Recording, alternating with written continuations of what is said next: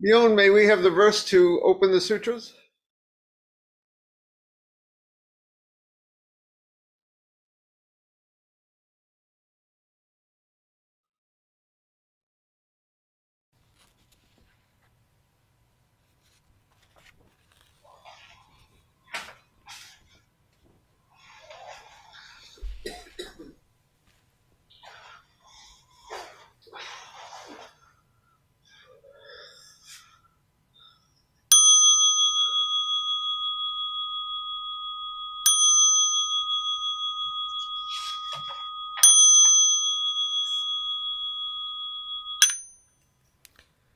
The Dharma, incomparably profound and infinitely subtle, is always encountered yet rarely perceived. Now we see, hear, receive, and maintain this. May we all realize the Tathagata's true meaning. The Dharma, incomparably profound and infinitely subtle, is always encountered, yet rarely perceived. Now we see, hear, receive, and maintain this. May we all realize the Tathagata's true meaning. The Dharma, incomparably profound and infinitely subtle, is always encountered yet rarely perceived. Now we see, hear, receive, and maintain this. May we all realize the Tathagata's true meaning. Well, again, Happy New Year, everyone.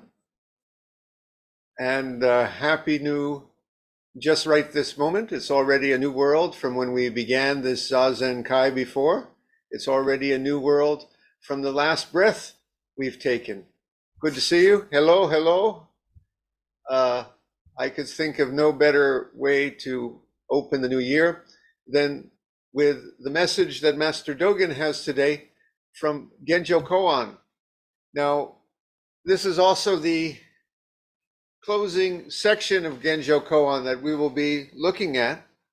We've been with Master Dogen for most of 2023, but you know, new openings are also endings, are they not? The last moment is ended and a new moment has begun. So the ending of Genjokoan is actually the beginning of everything else that is to come. And the message that Master Dogen has in the passages we're going to look at today, well, I couldn't think of any better way to live not just 2024, but this moment right now and all of the rest of life that comes. His message is that vital, that wise for all of us. And what is that message that we're going to look at today? The dance is up to you and the rest of us dancers, but the dance is all up to your next leap and twirl. You know, I called my book, where this translation comes from, The Zen Master's Dance. And one of the reasons for that is because, in my feeling, Master Dogen's vision of reality and our place in it is very much like our each being a dancer in a great, great dance that is going on, this dance that we call the universe, reality. And we are on stage. This is our time. Suddenly how did we get here? We enter stage right. When we were born, we twirl around, we leap around, sometimes we stumble. And then someday exit stage left. But you know, in the Buddhist vision, we are the dance. It's not just our little time on the stage. The whole dance. Maybe we keep entering and exiting according to traditional Buddhism, as you know. No comment. I'm just commenting on our time on the stage right now. And our time on the stage right now, as one of the dancers, is the whole dance coming alive. This is Master Dogen's vision. You are not just an isolated victim of life. You are the creator of life. Not all of it. I'm not saying it's all in your control, but I'm saying more is in your hands and in your toes as a dancer than you realize. That's Master Dogen's message. You're not just one isolated dancer on the stage. I mean, according to Master Dogen, everything is dancing. The stars in the sky are dancers. The tree over there, that bird that just flew by. All of you who are sitting there, you're all dancers. So it's an ensemble, or as they say in French, un ensemble. How's my French, Bjorn? No? Ensemble. No? Okay. It's an ensemble. It's all of us dancing together, twirling, partnering, a great square dance, if you will, a great ballet.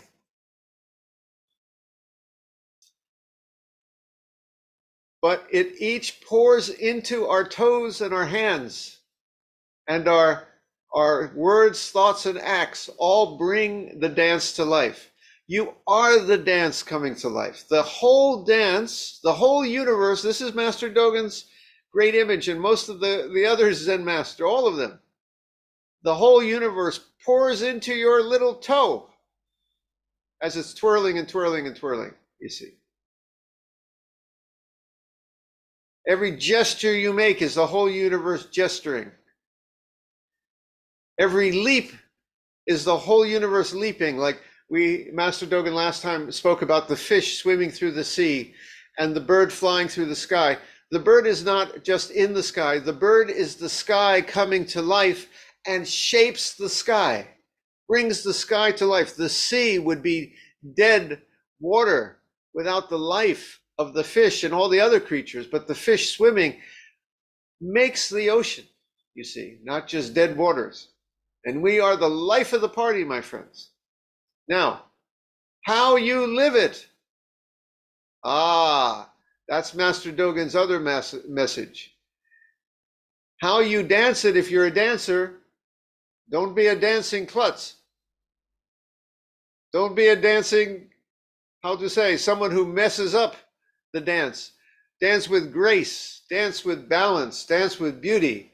Dance to make it as wonderful as you can. Now, you can't control the whole thing. It's a very complicated dance and all those other dancers. But your little bit of it, you can bring the beauty, the grace, the balance of it all to life right where you stand. Okay? That was a spoiler. That's what we're going to be looking at today in Master Dogen's words. So last time we spoke about the birds and the fish swimming, and they're each in their place, and you are in your place. So Master Dogen begins. When we find our place where we are here and now, practice occurs that actualizes the universe. When we find our way in this moment, practice occurs that actualizes the universe. You are bringing the universe to life, just like every flower in the garden brings the garden to life, just like every stitch of a thread on a beautiful tapestry brings the tapestry to life. The whole tapestry is contained in each thread. The kesa I'm wearing is just thread by thread by thread, and it brings the whole kesa to life. You could take away one thread maybe, or another thread, but soon you have a whole. and soon you have a bigger hole, and soon there's no kesa. And there, to us, you are not just part of the universe. This is important to understand. You are the universe completely actualizing in your place. Master Uchiyama even said it's almost like we all are in our own universe. Think of it, every dancer on the stage is actualizing the whole dance in that place. And the whole dance and everything that came before or came after pours into that. You are not just a victim of life. You are just not a small cog in the wheel. You are the whole great turning. Master Dogen continues. In truth, the place and the way are neither large nor small, are not just the self nor others. The place and the way are neither things that have come from the past, nor are they only arising now. You may do a small thing, make a small turn, make a small gesture, do a small action, or you may do a great thing, make a great leap, change the world, write a book like I did that's going to change the world. Be sure to buy your copy, Building the Future Buddha. I had to get my plug in, sorry. Okay. Whatever you do, when the dancer leaps small, the dance is small. When the dancer leaps big, the dance is big, but it's really beyond big or small because the whole universe pours into each atom of it, each tiny gesture. Now, sometimes we do big things in life, sometimes we do small things in life. Sometimes life forces us to be big, sometimes life forces us to be small. I'd like to take a little aside for a second with a special message to a couple of our Sangha members who I've heard from recently, whose life was kind of bigger and now it's forced to be small, and they're suffering with it a little bit. I'm talking about a couple of our members who used to be very, very active. We had a couple of athletes, and recently they've had a couple of injuries and health issues, and suddenly their life has gotten very confined. They can't even get out of the house, basically. I'm talking about people who were jumping out of planes and bicycling. These are, hyperactive people. I want to say hyperactive, super active people. And suddenly their life is small and they're having trouble adjusting from it. It's neither big or small in a sense. We adjust to circumstances. This is our practice, But remember, the whole universe is in every space and every inch, and what we make of it can realize the whole universe. Even when you were climbing great mountains and you looked out and you saw it was boundless because you were that kind of nature, as you'd go in the mountains and look out and look spacious, you were still just in one tiny space at the tip of your toe.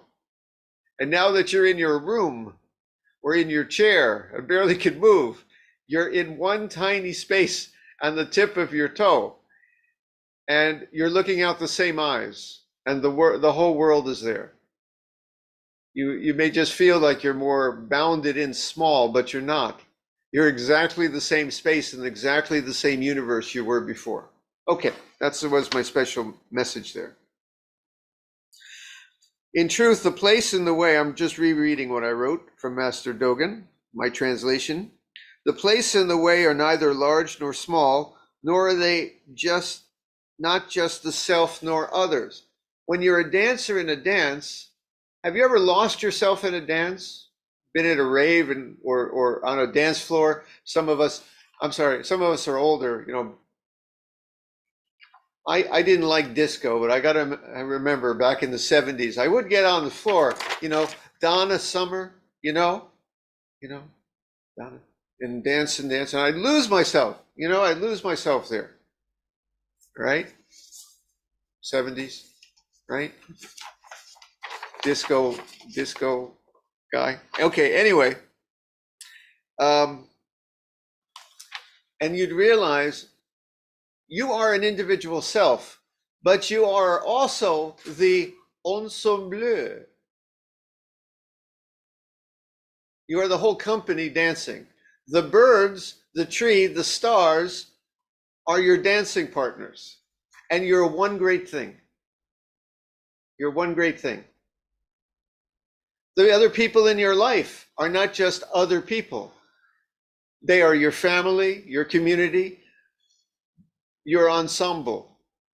They are your dancing partners. You are one great dance. It is a group dance. When I was in Miami, I did take salsa lessons.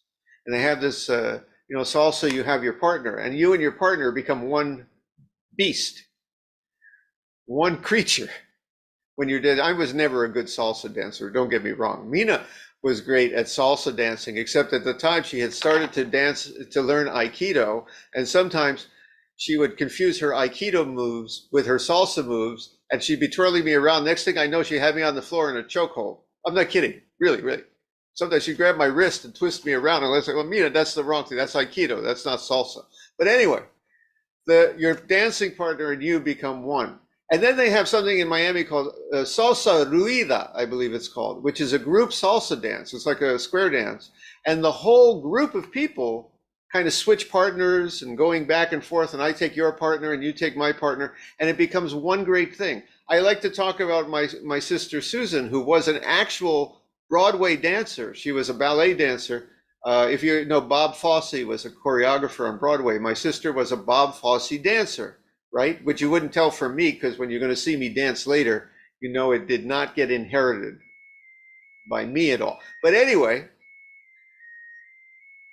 she would dance as a company. You can never dance as yourself. You got to dance with the whole and watch, keep an eye on whatever else is happening. If any of you are musicians and have ever played in a band, the drummer just doesn't go his own way. He's got to kind of be listening to the guitar and the bass and the vocals. The guitar has to be listening to the bass and the drums. It's a great thing. You're one thing. Well, this is you in the universe, is this one thing. So that's why Master Dogen says you are not just self nor others. And you are neither just what has come from the past, nor are you just arising now. If you're in Act 3 of the dance, you're in only Act 3 of the dance because of what happened in Act 1 and Act 2. You are the product of everything that's come before. But what's come before is getting actualized now. Act 1 happened so that it would continue, and here we are at Act 3. And you are dancing Act 3, which will be the opening for Act 4 and Act 5, which are yet mysterious. We don't know what they will be. But your toe right now, take a leap, boom, you leapt, but that leap is the product of everything that has happened since the Big Bang and everything that's happened since last week, right? But your action right now it's coming to fruition. And your act right now is now the seed that is setting off the explosion that will be whatever comes next. Literally, the Big Bang was the opening act and has rolled and rolled and rolled. And the Big Bang is still happening right now in your snap of every finger, your every word, thought, and act. Okay? So that's why the place and the way are neither things that have come from the past, nor are they only arising now. Both. And they are also the doorway to the future. Continuing with Master Dogen. Now, his next point, to give a spoiler, is that this is what's happening in the universe, even if you don't know it. And most people who have not had the benefit of listening to a Jundo talk or reading Master Dogen's Genjokoan may not be aware of this. But Master Dogen's point is, it's happening anyway. The beauty, if you heard that, our oil heater sings every year, but I didn't recognize that tune. I have to listen next time. It's usually Love Me Tender by Elvis or Twinkle Twinkle Little Star, but that was a different one. I must have brought in a new oil heater. Anyway, back to our main topic. The benefit you have is you're going to realize that you are the dance. Most people don't know. They think, oh my gosh, how did I end up here on this stage? I'm bored, and what is it all about? And it's all confusing, and I hate those other dancers, and I'm going to vote for that guy, and he's destroying the world, and look at that war on the other side of the stage, and oh, it's all so terrible. And it is. The stage, we have a job to make this stage and this dance as beautiful as we can in this world. But most people just feel isolated and alienated and angsty. Is that a word, angsty? They feel neurotic and lost, and what's the point of it all? And they're looking for meaning. Well, here you realize, oh, wait a second, we're the dance, there's the meaning. And our job is to make the stage as beautiful as we can and to dance this dance as gracefully as we can. So that's Master Dogen's point here. Do not assume that what you realize becomes something you know or is perceived consciously as some state of enlightenment. Like, oh, I'm enlightened now. Everything is perfect and makes sense, and suddenly there are no problems in the world. Although brought to realization immediately here and now, the mysterious state may not be apparent to the mind. Its realization may be beyond ordinary or discriminating knowledge. As the Zen masters always say, it's not an idea to hold in the stupid box between your ears. It's not something, it's like a word on the tip of your tongue that you can't. Oh, it is love me tender, sorry. Yeah. It's like a word on the tip of your tongue that you could, it's like a feeling you sense in your bones, but you cannot, je ne sais quoi, there's my other friend, je ne sais quoi, I don't know what it is, but it's there and true, and we realize that it's not a state, I'm enlightened, I've seen now, it's all done. Master Dogen's next point in the last paragraphs of this essay is that now it's up to you for what you do with it. You don't realize, oh, I'm a dancer in the dance, I'm done. There, that was the point. I'm a dancer in the dance. No, stupid. Your point as a dancer in the dance is to dance. Keep dancing. Keep dancing. Realizing, oh, I'm a dancer in the dance, I'm the whole dance, is not the point. It's not an idea. I realize I'm a dancer in the dance. I can leave now. No. The point of realizing you're a dancer in the dance is to continue dancing, and when you continue dancing, to dance with beauty and grace and poise and all those other words that I lack, but my sister Susan has. By the way, she just turned 81, and I got a New Year's message from Susan. She said, sorry, I can't right now. I'm off to teach my dance class. I'm a little slow right now because I hurt my leg, so I got to sit in the chair. Talk about someone who was big and now must teach from a chair. But she's teaching her dance class. And they love her in the dance school because she teaches old school. You know, she's teaching the old dancing, you know, back from, when I say old, you know, she was a dancer in the 60s and 70s, mostly. So she teaches that way. They love her. But 81, she's still teaching dancing. My sister Susan, here's to you. Okay, so how do we bring the dance alive? The famous story that closes Genjokoan. Zen master Bao Che of Mount Mayu was fanning himself. A young monk came before him and asked, Master, the nature of air is always present, and there is no place where it does not reach. Why do you fan yourself? Notice, spoiler alert, this air is the Buddha nature, that which holds all this universe together, what I sometimes call the flowing wholeness of it all. Buddha. Some people use other words, or better, no word at all, but, you know, the dance.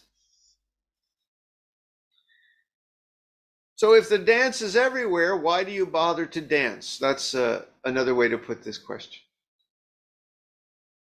Think about it. The dance is, everything is the dance. So why do you bother to dance? Why don't you just sit there and observe it? Master Baocha replied, although you may know that the nature of the air is always present, you do not understand the meaning of its reaching everywhere. The monk asked further, then what is the meaning of its reaching everywhere, Master? The master just carried on fanning himself. The monk bowed deeply. Although the dance is everywhere, your job, my job, is to dance, to bring it to life. Buddha is realized when we bring her to life, or they, them, she. Pronouns don't apply like that to the Buddha. When the Buddha brings them to life, the Buddha comes to life, you see. The dance does not come to life if everybody just sits down on the stage and quits. That kills the dance, actually. Well, you could also say that was part of the dance. It was a sitting down dance. But that's, my point is, the dance is meant, the dance never stops, you see. But the dance only comes to life by us dancers. The bird brings the sky to life by flying. The fish brings the ocean to life by swimming. There would still be a sky, there would still be an ocean without the bird, without the fish, but it would be a lifeless place. I think this universe, don't you get a sense, went to all the trouble to have life? Seems to be life is probably going to be lots of places. Intelligent life, probably less places, and then somehow wound around. You hear me talk about this sometimes. Just amazing. Every single step wound around, every single twirl of the dance wound around to you. And if at any time in 13.7 billion years, the universe had decided to hang a left instead of that right turn it made, we would not be having this conversation. Very strange, very strange. Now, why that happened? Why does the universe need a Beyond? No idea. Frankly, we could do without him. You know what I mean? Not personally. You know what I mean? But the universe would get on, great. If there was not a you or me, it would seem, right? Why did the universe need a Jundo? Somebody else could do this job. Got it? Why was I born as this Jundo in this time and place? Maybe there's another Jundo on the other side of the universe. Looks just like me, gives just as much these silly little talks. But that's not me. Why am I this one here? There could have been a Jundo 200 years from now. Looks just like me, same social security number. But it's not me. I am this one and this point in Act 3. Very mysterious. Now, modern science says, oh, it's all just chance, this evolved, the dinosaurs got hit by the meteor, this happened, that happened, your grandfather met your grandmother, they did the other two back to dance their own salsa, you know what I mean? And then you're born, or your parents were born, and then you're born. Just very convenient. And I say, I suspect something more is up here, personally. But in any case, the universe wound around 13.7 billion years of dance steps without a miss, without any, body failing to show up on time. And here you are. What are you going to do with it in 2024, my friend? You bring it to life. The whole universe said, time for you to get off the bench and play ball. You bring it to life. Now, how do you do it? Any just way? Master Dogen's point is we got a lot of choices. These are ethical choices. This is where karma comes in. Now, I'm not talking about the karma that may cause a rebirth lives from now. I'm talking about the karma that comes to life right now. If you pick up a gun or a stone and throw it at someone, you make this an ugly dance.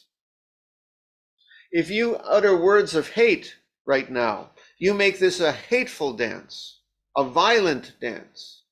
If you make pollution in the air. By the way, Shodo Spring is coming this evening. Be sure to see her, great environmentalist. We make this a dirty dance, a polluted dance. We hide the Buddha. We bring out Mara. Stephen Batchelor has a wonderful book. It's a very unusual, it's not his usual topic writing, called Something About the Devil. And he says that the devil and Mara are really two sides of each other. It's like the Zoroastrians, I think, say good and evil, or it's kind of true. The devil and God are maybe two sides of each other in the sense that it's up to us which one we bring forth. Do you bring a life of peace, generosity, goodness, love, caring, diligence, beauty? Our poet is here, Yakshim. Hi, Yakshim. Good to see you back. He writes poems of great poignancy. He brings the world to life in every one of his poems, right? Do you do that, or do you create the other? Words of hate and anger and stupidity and violence and bigotry and all the hateful things we see in the world, blood and children suffering. What do you bring? Which dance do you help create? It's not just fanning, it's not just dancing, it's how you fan and dance that is so important in this point from today. Even if you made mistakes in the past, you pick up from here. You may have been a terrible dancer in the past. You may have done a great deal of damage to other people and to yourself, but the new dance begins underfoot right here. It's kind of a redemption. It's kind of a atonement, like our verse of atonement. All the harmful karma we've done, we bow to it, we recognize it, and boy, we feel the damage we've done, but we move from here. This is why we fan, even though the air is everywhere. And so Master Dogen closes his Genjokoan with these words. The verification of the Buddhist teachings, the vivid means of their correct transmission, is just like this. Everything he's been saying all these months we've been with the Genjokoan. By the way, thank you, Bjorn. Always post this. If you missed any of our previous Genjokoan episodes, they are still available anytime in this modern age. Just click a button, there they are. We need to work to make it appear in life.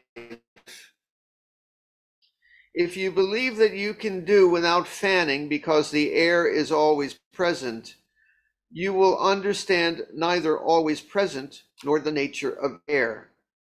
The nature of air is present always, thus the wind of the Buddha's house is a treasure like gold from the earth, turning its long rivers into sweet cream. Now, I like that example of the gold is always present in the earth, but you have to dig it out. You have to polish off the dust and make it shine. That's our job. It's always there, but are you going to leave it hidden and covered with mud, or you're going to polish it, your life, this world, and make it shine? The cream is always there in the milk, but you have to churn it. You ever see those old churns, butter churns they have? You got to do this, not just go to the grocery and pick it up. You had to churn it in Master Dogen's day to make the cream, right? So that's our job, to churn this life. That's basically all Master Dogen has to say. It's a simple point, actually. Now, I just remind you, this was written in 1233, revised 1252, but 1233, almost 800 years ago, but still as poignant as it is today. It was written in the first year of the Tempuku era, which meant there was a new emperor, also something new, just like our new year. And I remind you again, this was his teaching to his lay student, Mr. Ko Shu Yo of Kyushu Island. He wrote this for lay folks. He wrote it for you, the dancer that you are. Okay, that's all I got. Thank you again for your patience. And anybody got any questions, complaints, requests for their money back, whatever you'd like? Now's your chance. Let's use this media. We'd like to hear from you. If you don't have a question, think up one anyway. Can we go on a group picture, Bjorn?